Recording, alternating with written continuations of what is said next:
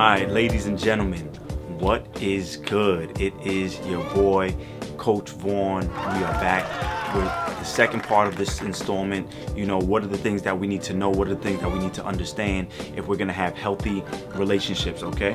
As young adults, you know, and even for older adults, you know, and for people who might be, you know, they might not be relationship ages yet, you know, but you will be soon. What are some of the things that we need to understand going into this relationship? So, you know, and this part is major. One of the major things that I really feel that we don't understand is communication. And I don't want to just talk about communication in general. There's certain things that you need to understand about communication. And this is one of the things that I think that I missed, especially in when I was married, you know, before I had gone through a divorce, and even in other relationships. I think I really didn't understand this, and I think this has become one of the most powerful things, aspects to my life, aspects to any type of relationship, really, but especially romantic relationships. And it's this one word: worldview.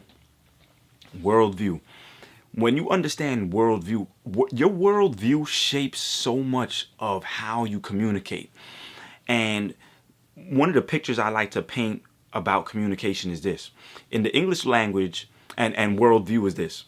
In the English language, we have the word grandmother, okay?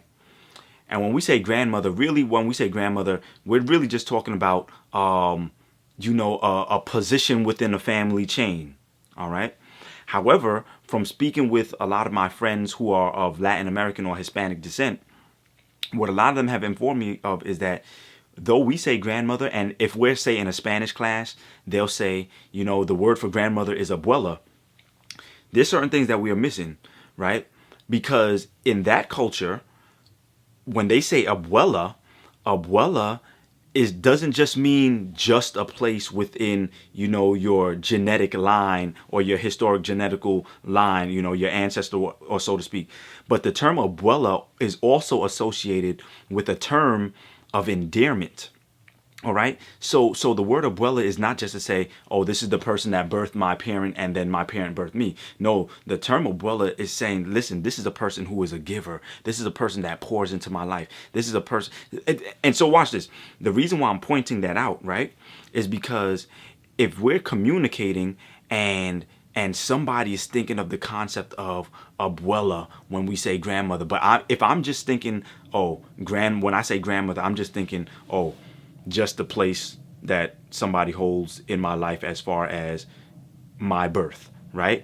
But then when another person says grandmother or abuela, they're not just thinking the person that was the parent to their parents, but they're also thinking of there's somewhat of a passionate thought process, a passionate, loving experience that comes along with that term abuela. Then we might be missing out on the impact of what they're trying to convey to us. For instance, let's say if they say, you know, their concept of grandmother or abuela is this term of endearment, and they're saying grandma is sick. You might say to yourself, okay, grandmother is sick, you know, but she's going to be all right. But in their mind, grandma is sick. And they're almost feeling their grandmother's pain because they feel so connected to their grandmother in that way, shape, or form. So you might miss that. So this is what I'm saying. This is what I'm trying to get at. When we talk about worldviews, you need to understand what are the experiences, what are the beliefs, whether it be religious beliefs, maybe even atheistic beliefs, but this person that I'm interested in or this person that I'm with, what are the things that are shaping their outlook on what they are trying to communicate? And can I humble myself enough to take a step back and try to see things from their point of view? Now watch this. You also have to ask yourself, is it worth my time to try to see things from their point of view on that particular level? And I say this because watch this. If you have different religious views, right? Let's just stick on the topic of religion for a second. If you have different religious views and you plan to shape the way that you run your household and the way that you that you train up your children, if you plan to shape them up or to train them up in a particular way based on your religious beliefs or based on, let's say, whatever practices your parents have handed down to you, then you might want to say to yourself, you will automatically kind of, there's some people that you might need to automatically cross off of your list for practical reasons, right? Because let's say if your religious belief says that, let's just make something up, that walls in your house should be painted red, and the other person, and you plan to practice that in your life, right?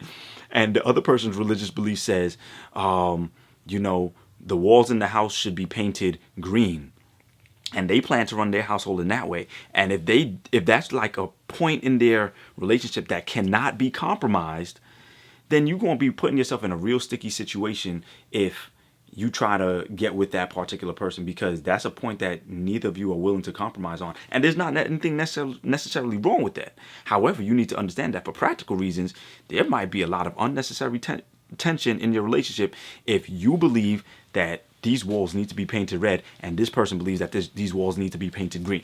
It's like, it ain't gonna make sense. Okay?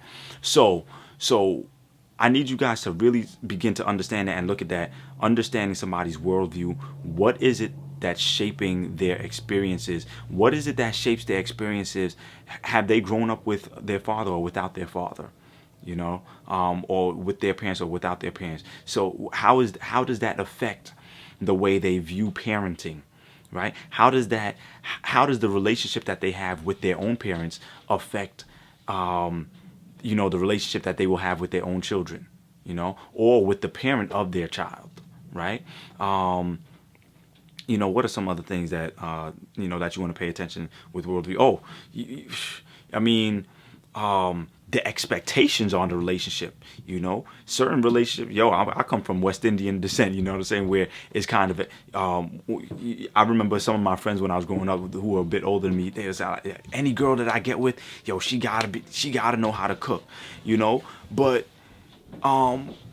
in relationships nowadays, there's a lot of people, men and women, who they ain't necessarily cooking like that, what I'm saying? And it doesn't necessarily mean that they're not well-to-do, it doesn't mean that they aren't taking care of their business. It doesn't mean that they're not serious about the relationship, but there's a different expectation on households and people within households today than there was maybe 20 years ago when some of our parents might have been growing up, So, but I think that you guys get the point. And if you don't get it, then you can always feel free to follow up and, send me a question, ask me to expound upon a certain point, and I'll do my best to address that thing for you. But I hope that understanding worldviews, at least this is a starting point for you to start looking a little bit deeper into that and getting into the mind frame and seeing things through the lens of other people.